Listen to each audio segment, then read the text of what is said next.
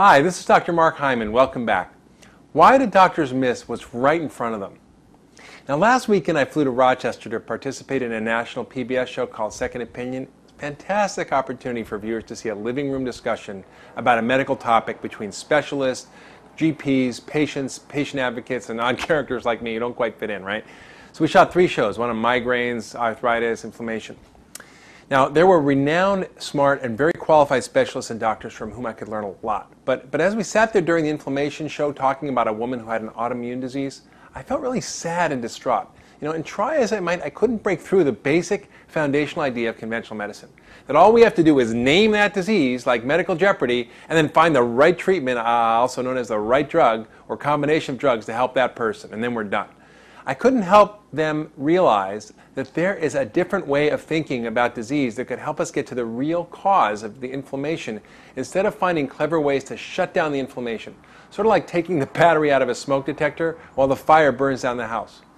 Now, the rheumatologist even admitted this, and the producer last week called me in a panic and she said, want to know if I had a good patient for the inflammation show.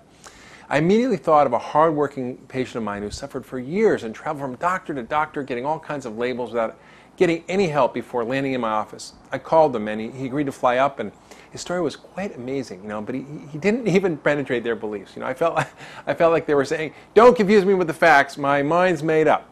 Sort of like what one of my teachers said, do you see what you believe or do you believe what you see? Okay? In the face of a paradigm-shattering medical case, right, the docs were hardly curious and very quickly dismissive, saying this was just an anecdote. Let me tell you, medicine is not for statistics. It's for real people, and this all was very real for the 46-year-old hardworking father of 3 who could barely function. He's now in vibrant health, and he's not an antidote, but a giant compass pointing us to where we should really be looking to find the answers on how to find the answers to our healthcare woes.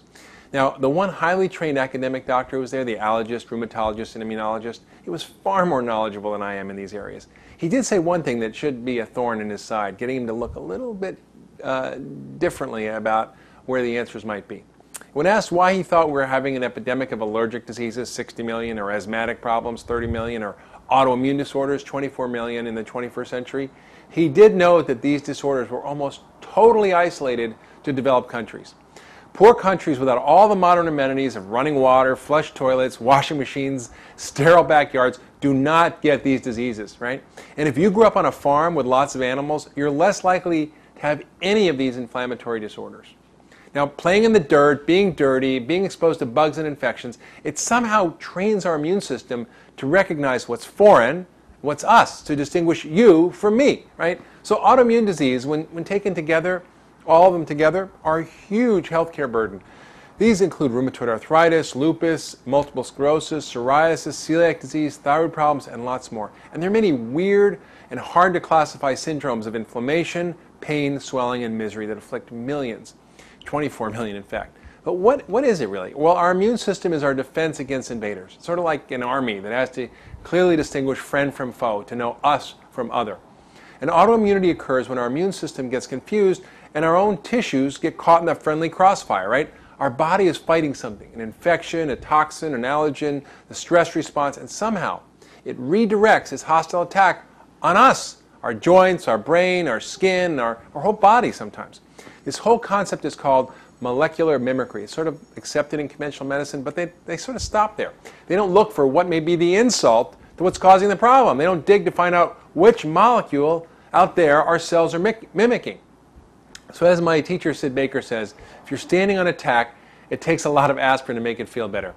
Using anti-inflammatories like Advil or steroids or immune suppressants like methotrexate or some of the new drugs like Enbrel can lead to serious problems, intestinal bleeding, kidney failure, depression, psychosis, osteoporosis, muscle loss, diabetes, not to mention overwhelming infection and cancer. Sort of like those ads on TV where they tell you all the side effects at the end. Now don't get me wrong, these drugs can be life-saving, and they do help people get their life back, but they miss the point, right? There's another way to deal with this. So let me tell you about Sam, who came up to the show and his remarkable misadventure through the medical system. He was generally a healthy trade professional and working hard, he's supporting his family. Suddenly, he developed a series of problems: chronic sinus infection, prostate infections. He took tons of antibiotics, and then a while later he developed severe chest pains, and he went to the emergency room. They found swollen lymph nodes. They told me he had lymphoma, a form of cancer. For 3 weeks he lived in despair, right, until the biopsy showed it wasn't cancer.